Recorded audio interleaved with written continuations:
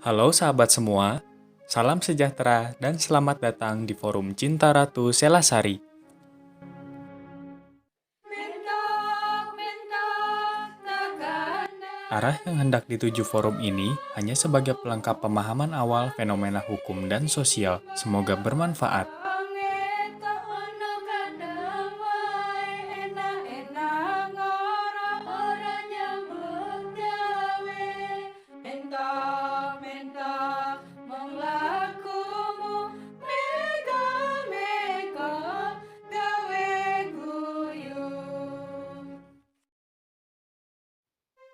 Sahabat semua, mari kita perhatikan beberapa langkah sebagai berikut.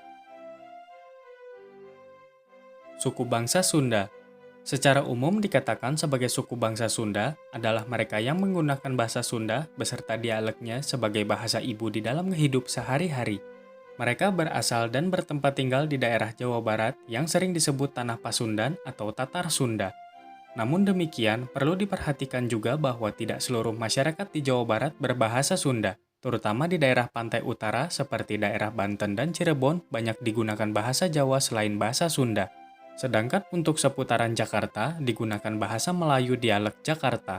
Berkaitan dengan kehalusan berbahasa, sering dikatakan bahwa kemurnian bahasa Sunda terletak di daerah Priangan seperti Ciamis, Tasikmalaya, Garut, Bandung, Sumedang, Sukabumi, dan Cianjur. Dialek Cianjur oleh banyak kalangan sering dikatakan sebagai bahasa Sunda paling halus. Identitas suku bangsa Sunda selain dipandang dari sudut bahasa adalah berdasarkan kepribadian dan sikap keseharian. Suku bangsa orang Sunda adalah komunitas yang sangat mencintai dan menghayati keseniannya. Oleh karena itu, dengan memahami bahasa, kesenian, dan sikap sehari-hari akan membantu mendapatkan gambaran ideal tipe suku bangsa Sunda. Secara umum, dapat digambarkan bahwa suku bangsa Sunda adalah sosok yang optimis, periang, terbuka, dan sekaligus perasa. Sistem kekerabatan suku bangsa Sunda secara turun-temurun sangat dipengaruhi oleh adat dan agama.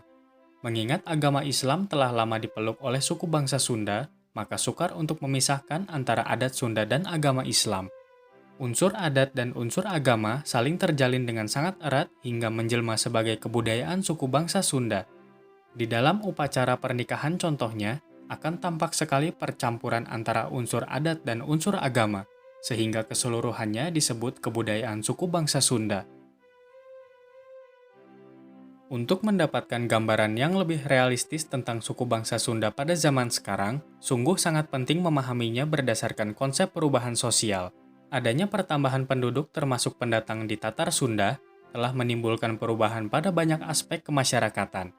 Ibu kota, kecamatan contohnya, pada masa lalu memperlihatkan suasana pedesaan yang cukup kental, yaitu semua serba tenang. Namun pada saat sekarang ibu kota kecamatan telah berubah menjadi pusat aktivitas dan penuh keramaian.